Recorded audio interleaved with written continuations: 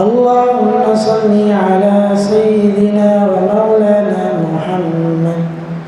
وبارك وسلم تسليما كثيرا كثيرا. معزز سامعین، واجب الاحترام بزرگ اور دوستوں، ماہ رمضان المبارک کے عنوان سے بات چل رہی تھی کہ آپ علیہ السلام نے اس ماہ مبارک کے بے شمار فضائل وہ بیان کیے احادیث مبارکہ میں. گویا آپ علیہ السلام نے اس بات کی ترغیب دی اور مومنوں کو، مسلمانوں کو اس بات پر ابھارا کہ اس ماہ مبارک کا ہر لمحہ ایک ایک گھڑی بڑی قیمتی ہے، اور یہ قیمتی وقت کسی طرح بھی غفلت میں نہ گزر جائے،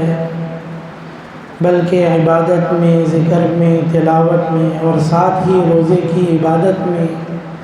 یہ وقت گزر جائے اور قیمتی بن جائے. قرآن کریم میں اللہ رب العزت نے اس کی فرضیت کو بیان کر دیا، اور پھر اللہ رب العزت کی طرف سے کتنا انعام ہوا، احسان ہوا. حالانکہ ہم تو اللہ کے بندے ہیں، اللہ نے ہمیں بنایا ہے، اللہ ہمارا خالق ہے، اللہ ہمارا مالک ہے، اللہ ہی ہمارے رازق ہیں. وہ کسی بھی بات کا حکم دے ہمارے لیے تو یہ ضروری ہے کہ ہم ہر صورت میں اس حکم کو پورا کریں. کسی بھی عمل کے کرنے سے اللہ رب العزت کی شان میں کوئی اضافہ نہیں ہوتا، بلکہ اللہ رب العزت کی شان تو بہت بڑی ہے. اللہ رب العزت عزت والے ہیں، بلکہ ہم جو بھی اعمال کریں گے وہ ہمارے اپنے فائدے کے لیے. جو بھی آدمی عمل کرتا ہے، نماز ہے، روزہ ہے، زکوٰۃ ہے، حج ہے، ذکر ہے، تلاوت ہے، ان سارے اعمال سے سراسر ہمیں فائدہ ہے کہ اللہ رب العزت حکم بھی دے رہے ہیں عمل کے کرنے کے لیے، اور ساتھ ہی اس عمل کے اوپر اللہ رب العزت اجر بھی عطا کر رہے ہیں. اور فرمایا من جاء بالحسنۃ فلہ عشر امثالها، فرمایا کہ ہم اس کو 10 گنا تک بڑھا دیتے ہیں اجر کو ایک نیکی کے. اور پھر فرمایا ایک جگہ کہ ہم 700 گنا تک کر دیتے ہیں. پھر اللہ رب العزت نے اور رحم و کرم کا معاملہ فرمایا واللہ یضاعف لمن یشاء، اللہ جتنا چاہیں گے اتنا تمہیں دے دیں گے. اللہ رب العزت کی ذات عالی قدردان ہے. چھوٹی سی کسی نیکی پر، کسی عمل پر اللہ رب العزت بخش دیں، توبہ کی توفیق عطا کر دیں. اللہ رب العزت کی ذات عالی بڑی رحیم و کریم ہے. اور ایسے ہی اللہ رب العزت کی ذات عالی اگر ہماری کسی غلطی، کسی گناہ پر ہمیں پکڑ لے تو ہم پوچھ بھی نہیں سکتے. تو عمل کرنے کا حکم بھی دیا اور عمل کے اوپر اجر و ثواب بھی دیا. روزے فرض کر دیے، اس کے اوپر بھی کتنا انعام رکھا اللہ رب العزت نے. حدیث مبارکہ میں یہ فرمایا جس کا مفہوم ہے کہ دیکھو تم جو بھی عمل کرتے ہو، نماز ہے، زکوٰۃ ہے، حج ہے، تلاوت ہے، ذکر ہے اور دیگر نیک اعمال ہیں، فرمایا ان سب کا اجر فرشتوں کے ذریعے سے تمہیں ملے گا. اور روزے کے بارے میں کیا فرمایا وَأَنَا أُجْزَى بِهِ، فرمایا روزے کا بدلہ میں خود دوں گا تمہیں.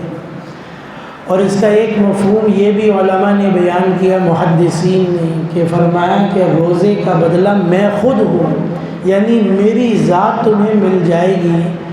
اور اللہ رب العزت کی ذات عالی جس کو مل گئی اس کے تو دنیا کے کام بھی بن گئے اور آخرت کے بھی سارے کام بن گئے. قبر حشر آخرت کی زندگی بھی اس کی بن گئی. تو کتنا بڑا انعام رکھ دیا اس کے اوپر. پھر عمل کو فرض کرنے کے ساتھ کتنی آسانیاں بھی پیدا کر دی اس کے اندر. ایک چیز تو فرما دی ایام معدودات، فرمایا زیادہ دن نہیں ہیں، فرمایا گنتی کے چند دن ہیں جس میں روزے کا اہتمام کرنا. وہ 29 دن ہیں یا 30 دن ہیں، اس سے آگے نہیں بڑھیں گے کسی بھی صورت میں. اللہ رب العزت چاہتے ہیں تو فرما دیتے کہ بھائی 2 مہینے کے مسلسل روزے رکھو، 3 مہینے کے روزے مسلسل رکھو۔ اللہ رب العزت ہمارے خالق ہیں تو فطرت انسانی کو جانتے ہیں، ایسے ہی ہماری جسمانی استعداد کو، طاقت کو بھی جانتے ہیں، اسی لیے فرمایا لا یکلف اللہ نفسا الا وسعها، ہم نے کسی بھی نفس پر اس کی طاقت سے زیادہ کوئی بوجھ نہیں ڈالا، جتنا وہ برداشت کر سکتا ہے اور جتنی اس میں صلاحیت رکھی ہے ہم نے اتنی ہی اس کو عمل کرنے کا، اتنا ہی اس کو حکم دیا، اس سے زیادہ کا حکم نہیں دیا۔ تو ایک تو یہ آسانی کر دی کہ بھئی یہ چند دن ہے روزے کے جس میں اہتمام کر لو روزے رکھنے کا۔ کتنے ہی بد نصیب ہیں وہ لوگ جو اس ماہ مبارک میں اس بڑی عبادت کے کرنے سے محروم رہ جاتے ہیں، اور وہ بھی کس وجہ سے کہ میرا تھوڑا سا دنیا کا کاروبار ہے، میرا تھوڑا دنیا کا کام ہے، مجھے وہ چیزیں بھی نمٹانی ہیں۔ ہمارا اکثر کاروباری طبقہ، اور اس کے اندر یہ نہیں کہ بڑے کاروبار، چھوٹے سے چھوٹا کاروبار کام کرنے والا، ریڑھی لگانے والا بھی ان دنوں میں روزوں کو چھوڑ دیتا ہے کہ کوئی بات نہیں بھئی، یہ تو سیزن کا وقت ہے، یہ کمانے کا وقت ہے، اس وقت میں کام کر لیں، تھوڑا بعد میں دیکھ لیں گے چیزیں۔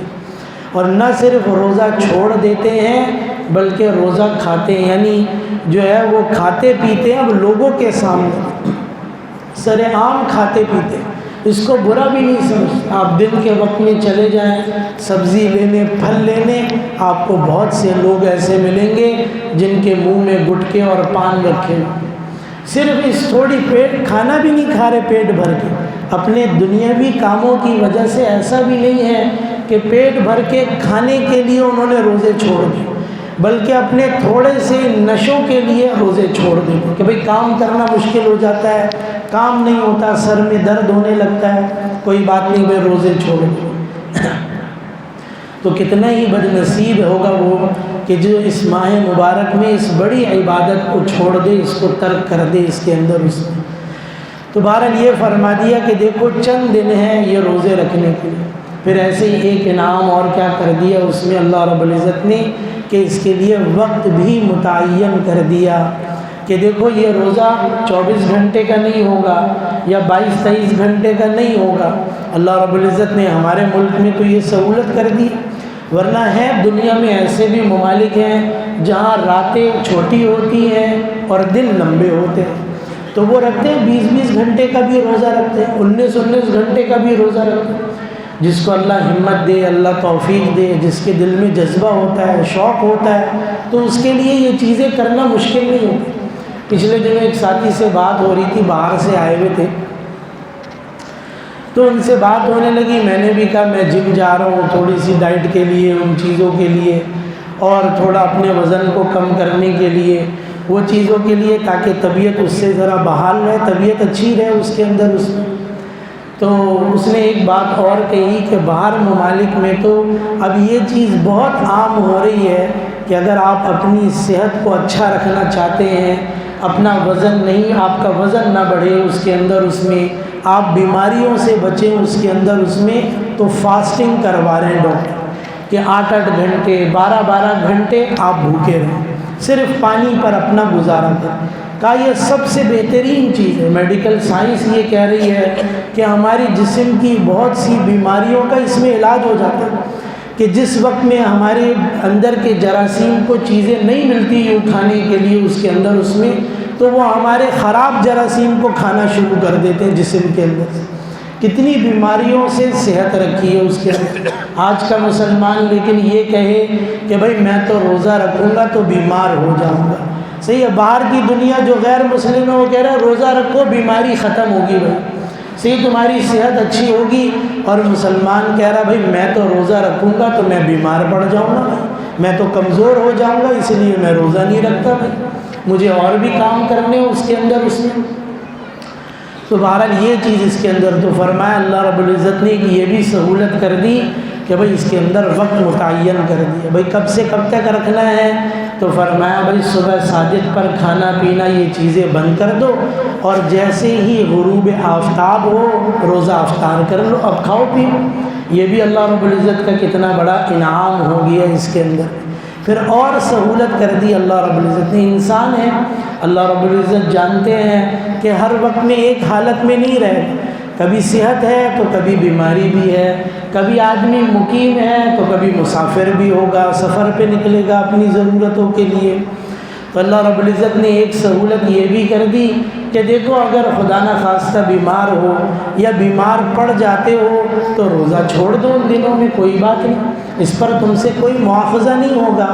اور پھر رمضان المبارک کے مہینے کے بعد جب تمہیں صحت ہو جائے، جب تمہیں سہولت ہو جائے، جب تم ان روزوں کی قضا کر لینا، بعد میں ان روزوں کو رکھ لینا۔ یہ بھی اللہ رب العزت نے کتنی سہولت کر دی۔ ایک ساتھی ابھی مجھ سے پوچھنے بھی لگے کہ سفر ہے، عمرے پر جانا ہے، رمضان کے وقت میں جائیں گے تو یہاں سے بھی سفر صبح سے شروع ہو جائے گا، پھر وہاں بھی لمبا سفر ہے، تو کیا کریں اس کے اندر؟ میں نے ان سے یہ کہا کہ اگر آپ کو لگتا ہے کہ طبیعت خراب ہو سکتی ہے، مستورات ہیں ساتھ میں، مستورات کی طبیعت خراب ہو سکتی ہے، اتنا لمبا سفر ہے، روزے کے ساتھ مشقت ہو جائے گی، تو آپ ایسا کر لیں کہ روزہ رکھ لیں، روزہ رکھ کے نیت کر کے یہاں سے جائیں۔ اور اگر وہاں جا کر کوئی مجبوری ہو جاتی ہے، اب طبیعت خراب ہونے لگی ہے تو روزہ توڑ دیں، مجبوری اس وجہ سے، طبیعت کی وجہ سے روزہ توڑ دیں، بعد میں اس کا کوئی کفارہ نہیں آئے گا، بعد میں ایک ہی روزہ آپ کو قضا کرنی پڑے گی، لیکن اگر ہمت ہو تو شروع میں روزہ رکھ کے جائیں یہاں سے، تاکہ اگر ممکن ہو سکے تو روزہ پورا ہو جائے آپ کا اس کے اندر۔ اور شریعت نے آسانی کر دی کہ اگر طبیعت خراب ہونے لگی ہے تو آپ روزہ چھوڑ سکتے ہیں، آپ روزہ توڑ دیں طبیعت کی خرابی کی وجہ سے۔ یہی جیسے میں نے آیت مبارکہ ابھی بھی پڑھی، لا یکلف اللہ نفسا الا وسعها، اللہ رب العزت نے طاقت سے زیادہ بوجھ نہیں ڈالا ہم پر، کہ یہ سہولت رکھ دی اس کے اندر کہ اپنے آپ کو بلا وجہ اس وجہ سے مشقت میں نہ رکھو اس کے اندر اس میں۔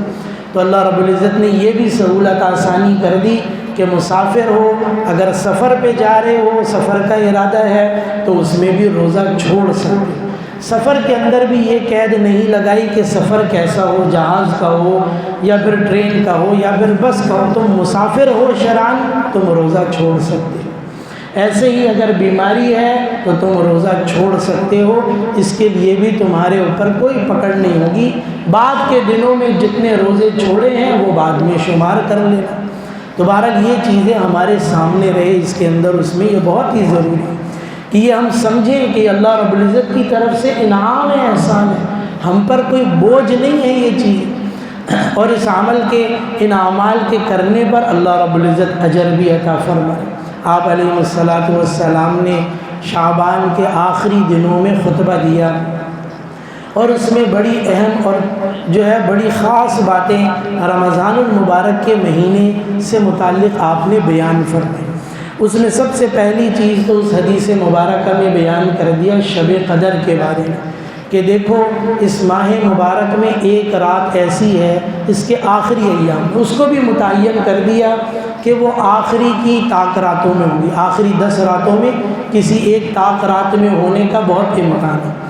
کسی بھی بہرحال آخری 10 راتوں میں کسی بھی رات میں ہو سکتی ہے۔ تو بھئی اس میں کیا کرنا؟ تو دیکھو اس رات کی قدر کرنا۔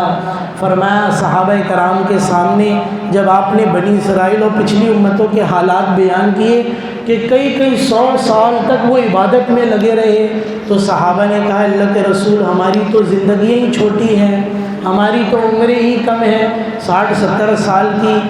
وہ زندگی، اس میں بچپن گزر گیا، بڑھاپا بھی آ گیا، تھوڑے دنوں کی جوانی ہے، کاش ہمیں بھی اتنی لمبی عمریں ملتی تو ہم بھی ایسے ہی خوب عبادتیں کرتے۔ فرمایا اللہ رب العزت نے تمہیں اس ماہ مبارک کے اندر رمضان میں ایک رات ایسی دے دی جو 1000 مہینوں سے بہتر ہے۔ فرمایا 1000 مہینوں سے، فرمایا کہ ایک رات کی عبادت تمہیں ان سے کہیں آگے کر سکتی ہے اس کے اندر لیکن شرط یہ ہے کہ آدمی اس کی قدر کو سمجھے، قدر کو جانے اس کی۔ آج رات بھر دعوتوں میں، دوستوں یاروں میں پہلے بھی یہ بات عرض کر چکا ہوں کہ یہاں ہمارے یہاں میدان میں جب فنکشن ہوتے ہیں، تقریبات ہوتی ہے، تو پوری رات ناچ گانوں میں جاگ کر گزارنا ہمارے لیے آسان ہو جاتا ہے، لیکن ایک رات ان 10 راتوں کے اندر ہمیں عبادت کرنا یہ ہمیں مشقت اور بھاری محسوس ہونے لگتا ہے۔ اچھا اگر آ بھی گئے نا مسجد میں، اگر آ بھی گئے مسجد میں تو عمل کرنا مشکل، دل ہی نہیں لگ رہا مسجد کے اندر، ادھر لڑک رہے ہیں ادھر لڑک رہے ہیں، میں تو دیکھ رہا ہوتا ہوں یہاں پر صحیح ہے کسی سے بیٹھا ہی نہیں جاتا بھائی، بیٹھ کے قرآن پڑھا بھی نہیں جاتا۔ میں اکثر کہتا ہوں جوانوں سے کہ بھئی ایک پارہ پڑھتے ہو آدھا پون گھنٹہ بمشکل لگتا ہے، وہ ایک پارہ بھی اہتمام سے بیٹھ کے پڑھ نہیں پاتی، کوئی لیٹ رہا ہے کوئی لڑک رہا ہے، کسی نے دیوار سے ٹیک لگائی ہوئی ہے، بیٹھے ہی نہیں جا رہا۔ یہاں میں آپ کے سامنے ابھی بھی میرا گلا ٹھیک نہیں ہے، میں بہت مشکل سے بات کر رہا ہوں،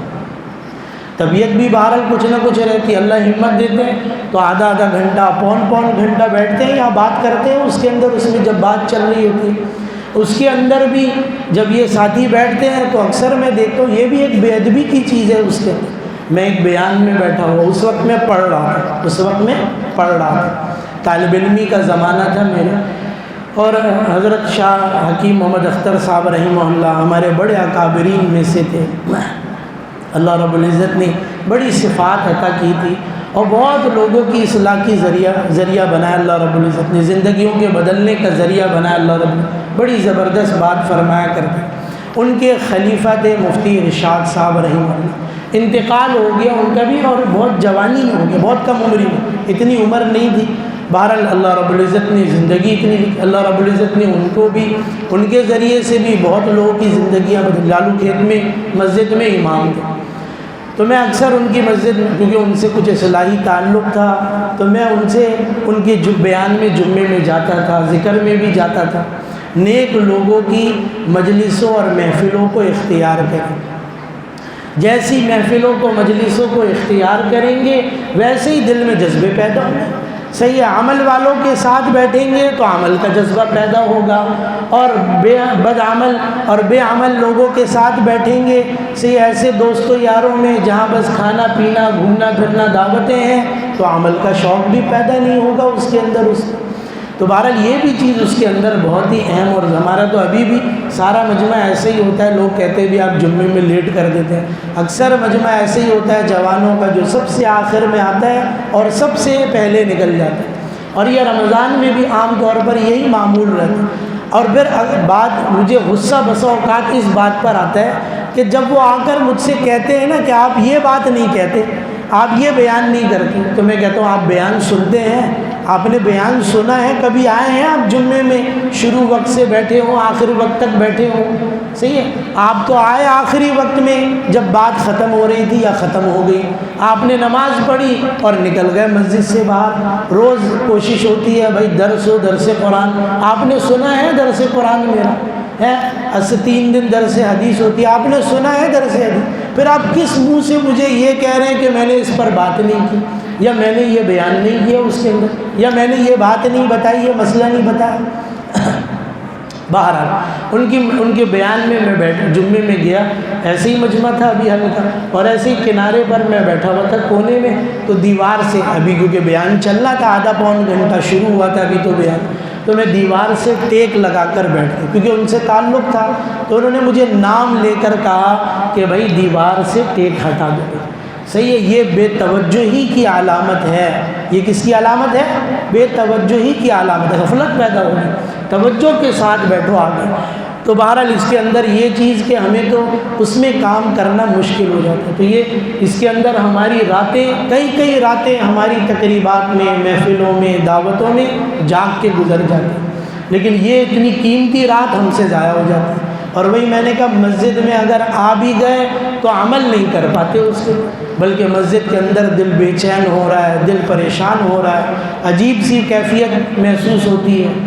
تو بھئی آئے ہیں اگر مسجد کے اندر بھی، اگر تو ہیں اعتکاف میں تو بھی، اور اگر اللہ نے توفیق دی آپ آ گئے ان راتوں میں، طاق راتوں میں مسجد میں، تو پھر اپنے آپ کو عمل میں لگا لے بھئی اس کے اندر، نہیں تو اس سے بہتر ہے کہ لایانی میں اور لغو چیزوں میں لگے، اس سے بہتر ہے کہ گھر جا کے سو جائے، یہ اس سے زیادہ بہتر ہے، ورنہ لایانی اور لغو چیزیں وہ آپ کے اعمال جو کیے بھی تھے نا وہ بھی ضائع اور برباد کر دیں۔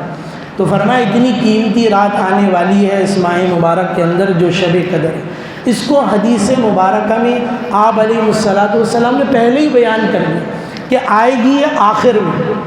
یہ رات آئے گی کب؟ آخری دنوں میں آئے گی، اور آخری دنوں میں تو اب ہماری جان نکل چکی ہوتی ہے عام طور پر، پھر تو ہم عام طور پہ غفلتوں میں ہی پڑے ہوتے ہیں، پھر ہماری شاپنگ رہ جاتی ہے، ہماری خریداریاں رہ جاتی ہیں، تو کیا ہوتا ہے کہ بھئی ہم پھر اپنی خریداریوں میں، شاپنگوں میں، بچوں کو لے کے، گھر والوں کو لے کے، گھر کی ضرورتوں کو لے کے ہم اسی میں پھرتے رہتے ہیں پھر اس کے اندر. اور یہ تو بڑی عجیب سی بات ہے اور افسوس کی بھی بات ہے اس کے اندر.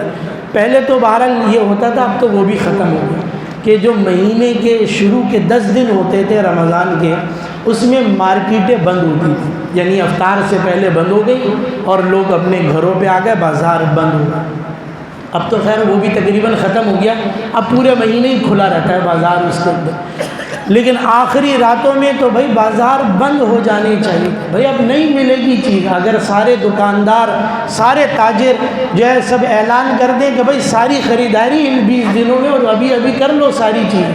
آخری دنوں میں بھائی افطار کے وقت دکانیں بند، ہم بھی عبادت میں لگیں گے، آپ بھی عبادت میں لگیں، آپ کی وہ ساری چیزیں خریداری، وہ سب کام آپ کے پہلے ہو جائیں گے.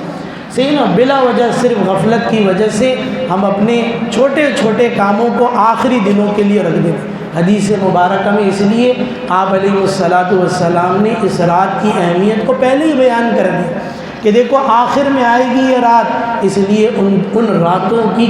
قیمت کو سمجھو اور ان راتوں کی قدر کرنا اور اس میں عبادت میں لگنا، اس کے اندر یہ بہت ہی قیمتی چیز ہے. دوسری چیز، اس حدیث مبارکہ میں جو خطبہ آپ نے دیا اس میں تراویح سے متعلق آپ نے بیان کیا کہ دیکھو راتوں میں، اس ماہ مبارک کی راتوں میں قیام اور تراویح کا پڑھنا یہ بڑے ثواب کی چیز ہے، بڑے ثواب کی چیز ہے. اس میں ایک بڑا مسئلہ تو ہمارے یہاں یہ اٹھ گیا، حالانکہ یہ مسئلہ پہلے بھی رہا ہوگا، محدثین کے درمیان بھی رہا، لیکن صحابہ کا بہرحال تقریباً اس کے اوپر اجماع رہا حضرت عمر رضی اللہ تعالیٰ کے زمانے سے. اب ایک مسئلہ یہ کھڑا ہو گیا کہ 8 پڑھیں گے یا 10 پڑھیں گے یا 20 پڑھیں گے. بھائی 20 پڑھنے میں کوئی نقصان ہے؟ اگر 20 پڑھ رہے ہو تو اس میں کوئی نقصان ہے؟ اس کے اندر کوئی گناہ کی چیز تو نہیں ہے اس اعتبار سے. اس میں پھر پورا قرآن کریم سننے کا اہتمام بھی ہو جاتا ہے اس کے اندر، اس میں آرام سے، اور اس میں اجر بھی زیادہ ہی ملے گا اس کے اندر اس اعتبار سے. تو ایک تو یہ بحث شروع ہو جاتی ہے، ابھی جیسے جیسے دن قریب آئیں گے نا اب یہ بحث شروع ہو جائے گی اور اس کے اندر یہ بحث چلنے لگے گی میڈیا پر بھی، سوشل میڈیا پر بھی، 8 پڑھیں، اتنے پڑھیں. بھائی آپ پڑھ لیں 20 اس کے اندر، اس میں کیا حرج ہے؟ اور اس کے اندر ہمارے لیے اجر ہی زیادہ ہے. سوچیں عمل کے اعتبار سے کتنا بڑا نقصان ہو رہا ہے ان بحثوں میں لگ کے اس کے اندر، اس میں کہ آدمی کتنے بڑے عمل کے اندر اور کتنے بڑے ثواب سے، اجر سے محروم ہو رہا ہے اس کے اندر اس میں. بہرحال ایک یہ چیز، میں تو کیونکہ ان چیزوں پر بحث نہیں کرتا، جتنی بھی پڑھو بھائی دل سے پڑھو، دل لگا کے پڑھو. 8 بھی اللہ معاف کرے بوجھ سمجھ کے ہی پڑھتے ہیں. جو 8 پڑھتے ہیں نا ان کو ذرا اٹھا کے دیکھو گے نا تو وہ بھی یہ سمجھتے ہیں کہ 8 پڑھ کے ہم نے احسان کر دیا مولوی صاحب پر بھی، مسجد پر، اور اپنے لیے بڑا اجر کر لیا، بس اب اس سے زیادہ نہیں ہوگا. تو 8 بھی پڑھو نا تو کم از کم دل سے تو پڑھو وہ 8 بھی اس کے اندر اس میں. اور بعض لوگوں کو تو یہ بھی دیکھنے میں آتا ہے مجھے اس کے اندر اس میں کہ یہاں تراویح چل رہی ہے اور وہ باہر اپنی نفلیں پڑھ رہا ہے. پوری تراویح مسجد میں موجود ہے لیکن یہاں نہیں پڑھ رہا جماعت سے، وہ باہر اپنی نفلیں پڑھ رہا ہے، اس کے اپنی تلاوت میں لگا ہوا ہے، اپنے ذکر میں. بھائی جب اجتماعی کوئی عمل ہو تو پھر سب کو اس اجتماعی عمل میں جوڑنا چاہیے، اسی کا اجر زیادہ ہے، اس کا کوئی اجر نہیں ہے. پھر جو یعنی کوئی اجر نہیں سے مراد اس کا کوئی فائدہ نہیں ہے اس میں. اور اصل اتنی بڑی خیر، اجتماعیت کی خیر کو چھوڑ کے آپ اپنی نفلوں میں لگے ہوئے اس کے اندر اس میں. تو فرمایا یہ تراویح. اب اس کے اندر بھی کچھ چیزیں بہرحال ایسی ہمارے ہاں رواج میں بھی آ گئی. ایک تو یہ 8 اور 20 کا مسئلہ یہ کھڑا ہو جاتا ہے. دوسری چیز اس کے اندر بہت سے نوجوان بھی ایسے ہیں، بہت سے لوگ ایسے ہیں کہ بھئی ان دنوں کے اندر 10 روزہ، 12 روزہ، 15 روزہ، 20 روزہ تراویح پڑھ لی اور اس کے بعد چھوڑ دی. اچھا جب میں یہ مسئلہ بیان بھی کرتا ہوں کہ ختم میں بھی جاتا ہوں ان دنوں میں تو اس میں بھی بیان، سب کہتے ہیں نہیں نہیں آپ پڑھیں گے. پڑھتا کوئی نہیں بھائی. اس کے بعد ایک آدھ دن پڑھ لی تو پڑھ لی، پھر اس کے بعد ہمت نہیں ہوتی اس کی. تو بہرحال یہ کسی عذر میں اس کی گنجائش ہے اپنی جگہ، کیونکہ ایک تو حفاظ بہت ہیں، ہر جگہ مصلی تو نہیں ملے گا، تو حفاظ اپنے گھروں میں سنا رہے ہوتے ہیں، ٹھیک ہے سنائیں. اور یہ بھی سننے میں آیا، اتنے افسوس کی، یہ بھی دکھ کی بات ہے اس کے اندر، کہ جن کے گھروں میں تراویح ہو رہی ہیں ان کے گھر کے بھی سارے لوگ تراویح نہیں پڑھ رہے، بعد میں بریانی کھلا رہے ہیں، مٹھائی بانٹ رہے ہیں اور تراویح نہیں پڑھ رہے۔ کتنے افسوس کی، گھر میں تراویح ہو رہی ہے، تمہارا بھائی تراویح پڑھا رہا ہے اور باقی باہر گھوم پھر رہے، دوسروں کو باہر سے بلا لیے لوگوں کو تراویح پڑھنے کے لیے اور خود تراویح چھوڑ کے باہر گھوم رہے۔ تو اصل تو گھر والوں کو ہی پڑھنا چاہیے اس کے پیچھے تراویح، اس کے اندر، اس میں باہر والے تو مسجد میں پڑھیں جا کے، باہر والے تو اجتماعیت کے ساتھ مسجدوں میں تراویح پڑھیں اپنی جماعت سے، وہ صرف گھر کے 2-4 لوگ ہوں تاکہ حافظ بچہ سنا لے، ایک سامع ہو اور وہ سن لے۔ گھر کے لوگ ہی تراویح چھوڑ بیٹھے اور باہر سے لوگوں کو دعوتیں دے رہے ہیں کہ بھئی آؤ اس کے اندر اور تراویح پڑھ لو یہاں پہ۔ تو یہ ایک تو یہ جو مخصوص ایام کے اندر تراویح ہو جاتی ہے، اس کے بعد پھر اس کا اہتمام نہیں ہوتا۔ اس میں یاد رکھیں کہ 2 چیزیں، ایک یہ کہ پورے مہینے جب تک چاند نہ نکلے، جب تک اس کا اہتمام رہے کہ 20 رکعت ہم نے تراویح پڑھنی، یہ الگ سنت ہے مستقل، اور پھر اس تراویح کی نماز میں مستقل قرآن کریم کا سننا، یہ الگ سنت ہے۔ اگر آپ نے 10 روز میں 15 روز میں قرآن سن بھی لیا ہے تو بھی ابھی تراویح پڑھنے کی سنت باقی رہ جاتی ہے، وہ آپ نے پورے مہینے اس کے اندر پڑھنے کا اہتمام کرنا۔ تو بہرحال یہ بھی چیز ہو، اگر ہم اجتماعیت کے ساتھ جڑے رہیں گے، میں نے کہا کوئی عذر ہے سنانے کے اعتبار سے کسی بچے کے لیے تو اس کے گھر والے پڑھ لیں، اتنے ہی کافی، زیادہ مجمع کو، اجتماعیت کو جمع کرنے کی اس میں ضرورت نہیں۔ اور اس کا ایک بڑا نقصان یہ ہوتا ہے کہ بعد میں لوگ پھر تراویح کا اہتمام اس میں نہیں کرتے، تو یہ بھی بہت ہی اہم چیز ہے۔ پھر حدیث مبارکہ میں فرمایا اس ماہ مبارک کی فضیلت کے اندر کتنا بڑا انعام اور احسان ہو رہا ہے، حکم بھی دیا جا رہا ہے، اس کے اوپر اجر بھی، اور کتنا اجر، فرمایا کہ ایسا ماہ مبارک تم پر آنے والا ہے، فرمایا جب اس ماہ مبارک میں تم ایک فرض ادا کرو گے، ایک فرض، فرمایا 70 فرضوں کے برابر تمہیں اجر ملے گا، 70 فرضوں کے برابر اجر ملے گا۔ ایک نماز کے اوپر فرمایا 24 درجے المضاعف ہے، 25 درجے المضاعف ہے، بہرحال اس کا اجر بھی بہت لکھا ہے محدثین نے، شارحین حدیث نے اس کے اوپر، لیکن یہاں ایک فرض پڑھو گے کتنا اجر ہے، 70 فرضوں کے برابر اجر ملنا۔ اور میں نے وہی یہ بات پہلے عرض کی اس کے اندر، اس میں کہ یہاں بمشکل ہم اٹھے اور سحری کھائی اور اس کے بعد دوبارہ بستر پہ پڑ گئے، یا ہم رات میں اتنا کھا لیتے ہیں کہ سحری میں اٹھنے کی بھی ضرورت نہیں ہوتی، اور کیونکہ رمضان میں فجر کی نماز جلدی ہوتی ہے تو فجر کی نمازیں نکل جاتی ہیں، ہم سے رہ جاتی ہیں۔ کتنے بڑے نقصان، ایک فرض کے اوپر اگر 70 فرض کے برابر ثواب مل رہا ہے نا، تو ایک فرض کے چھوڑنے پر پھر اس ماہ مبارک میں گناہ بھی اتنے ہی ملے گا۔ یہ ایک ضابطہ ہے، ایک عام سی چیز۔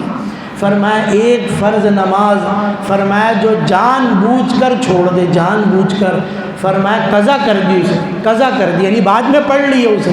فرمایا 2,88,00,000 سال جہنم میں جلے گا، 2,88,00,000 سال، ایک حقب، اس کی مقدار کیا بیان کی شارحین حدیث نے، 2,88,00,000 سال جہنم۔ ایک حدیث میں فرمایا جن کا گھر مسجد سے قریب ہے اس کی نماز تو گھر میں ہوتی ہی نہیں ہے۔ صحابی آئے، فرمایا اللہ کے رسول میں نابینا ہوں، مجھے نظر نہیں آتا، رستے میں کھڈے ہیں، گندگی ہے، مجھے پتہ نہیں چلتا، میرے پیروں میں لگ جاتی ہے، ٹھوکر لگ جاتی ہے، تو کیا میں گھر پہ نماز پڑھ لوں؟ آپ علیہ السلام نے فرمایا اچھا لوگ آتے ہیں نا تو لوگ ایسے ہی مسئلہ بس اوقات یوں ہی پوچھتے، اتنی بیماری، اتنے مسئلے، اب مولوی صاحب یہ سارا سن کے آپ رخصت خالی بیان کریں، جو ہماری چھٹی ہے نا اس کے اندر نہ کرنے کی عمل، وہ خالی بیان کریں اس کے اندر۔ بہرحال وہ تو سادہ سے آدمی تھے، ان کے عذر بھی تھا، نابینا تھے، انہوں نے پوچھا اللہ کے رسول میں گھر پہ پڑھ لوں نماز؟ آپ علیہ السلام نے فرمایا ہاں تمہارا عذر ٹھیک ہے اور صحیح معنوں میں ہے یہ عذر، ٹھیک ہے تم گھر پہ پڑھ لیا کرو نماز، جب کوئی نہیں ملے گھر پہ پڑھ لیا۔ بہرحال وہ چلے وہاں سے اٹھ کر دروازے تک پہنچ گئے، آپ علیہ السلام نے دوبارہ بلایا ادھر آؤ ادھر آؤ، اور پھر پوچھا آذان کی آواز آتی ہے تمہیں؟ فرمایا جی اللہ کے رسول آذان کی آواز آتی ہے۔ فرمایا پھر گھر پہ نہیں پڑھ سکتے، پھر یہیں آ کر پڑھنی پڑے گی تمہیں، جیسے بھی ہو یہی مسجد میں پہنچو۔ آپ علیہ الصلاۃ والسلام اپنے مرض وفات میں جیسے ہی کچھ افاقہ ہوا، نہیں اٹھ پا رہے تھے، 13 دن تک بستر پہ رہے، اور کیسے بخار کی شدت اور سر میں انتہائی درد، وہ سب چیزیں، آپ اتنی نقاہت، اتنی کمزوری، اٹھ نہیں پا رہے، لیکن جیسے ہی تھوڑی سی ہمت ہوئی، 2 صحابہ کا سہارا لے کر آپ فوراً مسجد تک پہنچ گئے نماز ادا کرنے کے لیے۔ تو فرمایا یہ چیز اس کے اندر۔ اور اس ماہ مبارک کے اندر دن کے وقت میں کیا ہوتا ہے کہ بھئی سو رہے ہیں تو ایسا سوتے ہیں اس کے اندر بھی کہ ظہر کی نماز نکل جاتی ہے۔ عصر کا وقت ہمارے نوجوانوں نے نماز کے لیے کم، تلاوت کے لیے کم، کھیل کود کے لیے زیادہ رکھا۔ میچز اتنے ہو رہے ہوتے ہیں، اتنے میچ ہو رہے ہوتے ہیں، یہاں وہاں جگہ جگہ آپ کو لوگ کھیلتے ہوئے لڑکے نظر آئیں۔ اتنا قیمتی وقت وہ ضائع ہو گیا، نماز بھی گئی اور عصر کے بعد کا اتنا قیمتی وقت چلا گیا۔ اور مغرب پڑھتے ہی ہمارے نوجوان بھاگیں گے، آپ کو نظر آئیں گے، کہاں پر بھائی، کہاں دیکھنا ہے بھائی، پان کی دکان پہ پہنچ جاؤ۔ میں کسی وقت میں گزرا یہاں سے، یہ فلیٹ کے پاس، یہ مدینہ مسجد کے بغیر، اتنا رش لڑکوں کا، اتنا رش، میں نے کہا پتہ نہیں کیا ہو گیا۔ میں نے ساتھی سے پوچھا بھائی یہ کیا ہو رہا ہے یہاں پہ؟ کہنے لگا بھائی یہ جو ہے دکان ہے، سگریٹ پینے آئے یہ سارے کے سارے ہیں، تو نشہ کرنے بھاگے فٹافٹ سارے جوان اس کے اندر، اس نماز رہ گئی بھائی اس کے اندر کوئی مسئلہ، وہ ضروری ہے بھائی۔ اب 12 گھنٹے 14 گھنٹے برداشت کر لیا، بہت ہو گیا بھائی اس کے اندر، بس جلدی سے کھاؤ۔ اور اس کے بعد یہ تو جیسے ہم شوگر والے کھاتے ہیں نا فاسٹنگ کی، یا روزے سے پہلے بھائی کھجور سے پہلے ہم دوا کھاتے ہیں، صحیح ہے، پھر اس کے بعد کھجور کھایا تھوڑا سا، پھر اس کے بعد بھی بھاگتے ہیں کچھ کھانا ہے ابھی تھوڑا سا اور، پھر دوا بھی اور کھانی ہے، تو بالکل دوا کی طرح یہ چیز ہو جاتی ہے ان کی، کیونکہ اپنی عادت ہی ایسی بنا لی اس کے اندر اس نے۔ تو اتنے قیمتی لمحات میں، اور جو ہے جہاں اللہ رب العزت کی طرف سے انعامات، احسانات کی بارشیں ہو رہی ہیں، اس میں ہم کیا کر رہے ہیں، فرض نماز کو بھی ضائع کر رہے ہیں، جہاں 70 فرضوں کے برابر اجر مل ہے۔ اور فرمایا جب تم اس ماہ مبارک میں نفل نماز ادا کرو گے فرض کے علاوہ، تو فرمایا اس کا اجر اللہ رب العزت فرض کے برابر کر دیں گے، جتنا عام دنوں میں تم فرض پڑھتے ہو جتنا اجر ملتا ہے، فرمایا اب اس کے اوپر جب تم نفل نماز پڑھو گے کوئی سی بھی، فرمایا اس کے اوپر تمہیں اجر ملے گا فرض ہو جتنا اس کے اندر اس میں۔ تو اللہ رب العزت کی طرف سے کتنا انعام ہے، احسان ہے اس کے اندر۔ تو بہرحال یہ چیز بھی اس کے اندر دیکھنے کی ہے کہ یہ مہینہ ہمارا عمل کے اندر گزر جائے۔ میں زیادہ نفلوں کے بارے میں نہیں کہوں گا، میرا اپنا مزاج بھی نہیں، صحیح نا، زیادہ نفلیں نہ صحیح، اللہ توفیق دے، اس بات کی دعا کریں، کوشش کریں اس کے اندر کہ کم از کم ہمارے فرائض پورے ہو جائیں اس ماہ مبارک میں۔ ہر ایک آدمی جتنا مجمع بیٹھے ہیں نا، یہ آپ سب نیت کرو کہ اس کے اندر انشاءاللہ 5 وقت کی فرض نماز مسجد میں ادا کریں۔ کون کون نیت کرتا ہے بھائی؟ ہاتھ کھڑا کرو بھائی اس کے لیے ماشاءاللہ، کہ بھائی 5 وقت کی فرض نماز کہاں ادا کریں گے؟ مسجد میں ادا کریں۔ اور میرے گھر کا کوئی جوان اس سے بچے گا، میری اولاد ہے وہ بھی، میرے بھائی ہیں، بڑے ہوں چھوٹے ہوں وہ بھی، جس کا شرعی عذر ہے وہ اپنی جگہ پر ہے، وہ تو اللہ نے اس کو رخصت دی ہے اس نے۔ تو یہ نیت کریں اس کے اندر کہ بھئی ہماری 5 فرض نمازیں کم از کم کہاں ہوں گی بھئی؟ اہتمام سے مسجد کے اندر ادا ہوں گی اس ماہ مبارک۔ فرمایا یہ بھی بڑوں سے سنا، جو اس ماہ مبارک کے اندر کسی عمل کو شوق سے کرتا ہے اور پھر پورے سال کے لیے اللہ سے توفیق مانگتا ہے، اللہ رب العزت پورے سال اس کو عمل کی توفیق دے دی۔ اگر چھوٹے گی بھی نہ کبھی، اگر چھٹ بھی جائے گی، کتنوں کی آج فجر چھٹ گئی ہوگی، کتنوں کی آج فجر رہ گئی نا بھائی، نہیں پوچھ رہا میں کس کی، کسی کو ندامت اور افسوس ہوا اٹھنے کے بعد، جس کی چھٹ گئی ہے اپنے دل میں ذرا جھانک کے دیکھو، ندامت اور افسوس ہوا، فجر رہ گئی بھائی آج میری ہے بھائی۔ اگر آج میں آفس سے لیٹ ہو گیا تو اس پر افسوس ہے بھائی، ہے اگر آج کی چھٹی ہو گئی بلا وجہ کی، آج کی سیلری کٹ جائے گی، اس پر افسوس ہے بھائی۔ آج دکان نہیں جاؤں گا، آج کا نفع نہیں ملے گا، اس پر افسوس ہے بھائی۔ آج فجر کی نماز میری رہ گئی، کسی کو افسوس ہے، دکھ ہے، ندامت ہے اس کے اوپر، اٹھنے کے بعد اس نے افسوس کیا کہ ہے میری نماز نکل گئی ہے، آج میری فجر رہ گئی بھائی، ہے آج میرے گھر والوں کی فجر رہ گئی، کسی کو افسوس؟ کم از کم اتنا ضرور ہوگا، اس مہینے میں اہتمام کرو گے پورے سال توفیق ملے گی، اور کبھی چھوٹے گی بھی تو انشاءاللہ دل میں ندامت اور افسوس ضرور ہوگا، دل میں ندامت اور افسوس ضرور ہوگا، کہ غلطی ہو گئی مجھ سے، آج رہ گئے بھائی نماز، کل کوشش کروں گا۔ ایک اللہ والے، ان کا واقعہ لکھا ہے کتابوں کے اندر، تہجد کی نماز کا اہتمام تھا، تہجد کی نماز ایک دن رہ گئی، آنکھ لگی رہ گئی اس کے اندر، اس میں اب جب اٹھے تو اتنا افسوس، اتنا افسوس، اس کے اوپر اتنا روئے دھوئے، اللہ سے اتنی معافی مانگی۔ اب رات کو سو رہے ہیں، تہجد کا وقت ہو گیا، دیکھا ایک شخص پہلو میں کھڑا ہوا اٹھا رہا ہے، بھائی اٹھو بھائی اٹھو، اٹھو بھائی اٹھو۔ اب اٹھے، آنکھ کھولی ان کی تو گھبرا بھی گئے، پوچھا بھائی تم کون؟ بھائی یہاں کیا کر رہے ہو میرے حجرے میں، میرے کمرے میں، کیوں مجھے اٹھا رہے ہو؟ تو اس شخص نے کہا کہ میں شیطان ہوں، میں ابلیس ہوں۔ تو اللہ والے کو بھی بڑی حیرت ہوئی کہ بھئی کیا بات ہے، تو لوگوں کو سلاتا ہے، صحیح نمازیں چھوڑواتا ہے، تو تہجد کے لیے مجھے اٹھا رہا ہے اس کے اندر، کیا ہو گیا بھئی آج تیرے میں؟ کہا کل جو تیری تہجد چھوڑوائی تھی نا، اس پر جو تو رویا ہے نا اتنا، اس رونے پر جو تجھے ملا وہ پورے ساری زندگی تہجد پڑھنے پر بھی نہیں ملا، اس لیے میں نے کہا اچھا یہ تہجد ہی پڑھتا رہے، یہ ورنہ یہ روئے گا دھوئے گا، اللہ سے معافی مانگے گا تو اس سے بھی زیادہ ملے گا۔ بات سمجھ میں آ رہی نا میری؟ تو یہ نیت کریں اس کے اندر اس میں کہ بھئی یہ وقت ہمارا غفلت میں نہ گزر جائے، اہتمام سے گزرے۔ وہی میں نے کہا کہ پورے مہینے اس کا اہتمام ہے، اور وہی میں نے کہا کبھی چھوٹے گی نماز کوئی سی بھی نماز تو دل میں ندامت اور افسوس ضرور پیدا ہوگا کہ بڑا نقصان ہو گیا۔ حدیث مبارکہ میں فرمایا جس کا مفہوم ہے کہ جس کی ایک نماز نکل گئی قضا ہو گئی، فرمایا ایک نماز جس نے چھوڑ دی، فرمایا کہ وہ ایسا ہے جس کا مال و دولت، اس کا گھر بار، مال و متاع سب لٹ گیا، اور وہ بیچ چوراہے پر تنہا رہ گیا، خالی ہاتھ رہ گیا۔ اب اس کے پاس کوئی سرمایہ نہیں، نہ اس کا اپنا اس کے کوئی پاس ہے، اس کے ایسا تنہا رہ گیا، اس کے ایک نماز کے اوپر یہ نقصان ہے۔ تو بہرحال اس کا اہتمام رہے، اس میں اس ماہ مبارک سے متعلق کچھ اور خاص چیزیں آپ علیہ الصلاۃ والسلام نے عرض کی ہیں، اس میں بہرحال کچھ چیزیں، بس ایک چیز ابھی آخری بات اس میں عرض کروں۔ آپ نے فرمایا اس ماہ مبارک کے اندر مومن کا رزق بڑھا دیا جاتا ہے،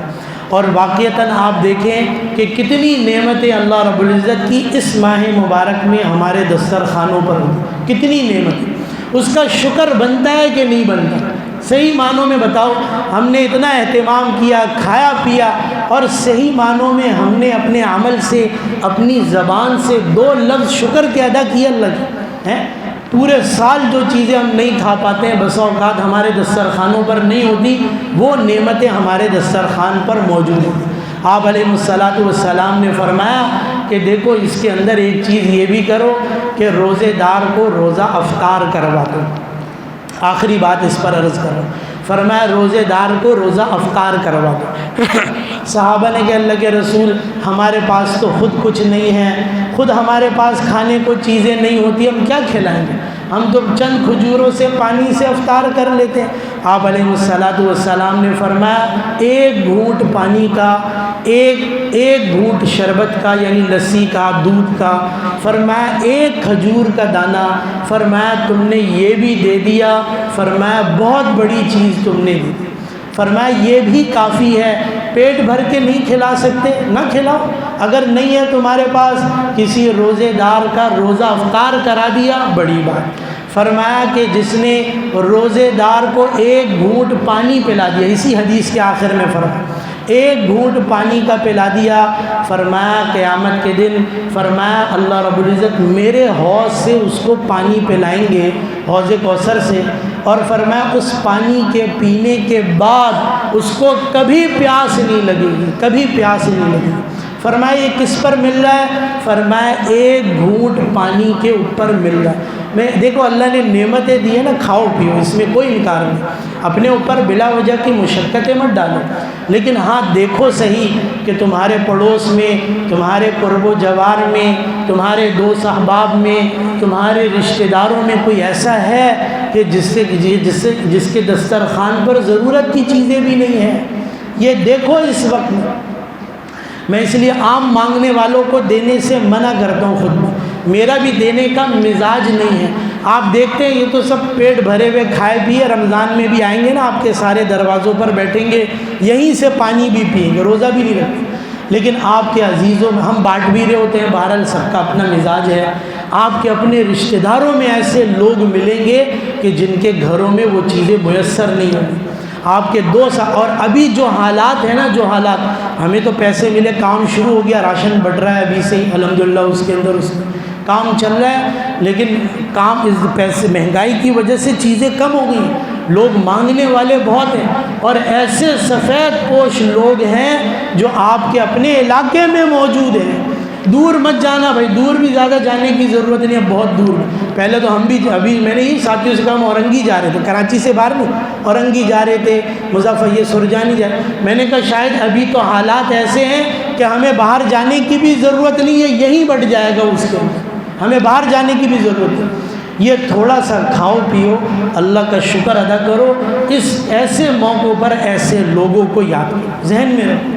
اور ان کی سفید پوشی کا بھی خیال رکھو اس کے اندر، اور ہدیہ سمجھ کے احتراماً عزت کے ساتھ۔ لوگ مجھے کہتے ہیں نا بھائی یوں کر دے، میں نے کہا نہیں بھائی، ہمارا یوں بانٹنے کا مزاج نہیں ہے، کوشش یہی کرتے ہیں کہ بھائی خود سے جا کر پہنچا دیں، اور جو یہاں پر بھی آتے ہیں تو ان کو بھی عزت احترام سے دے دیں۔ ہمیں نہ ویڈیو بنانے کا شوق ہے، نہ تصویریں کھنچوانے کا شوق ہے، نہ کہیں نام لگانے کا شوق ہے کسی بھی چیز کے،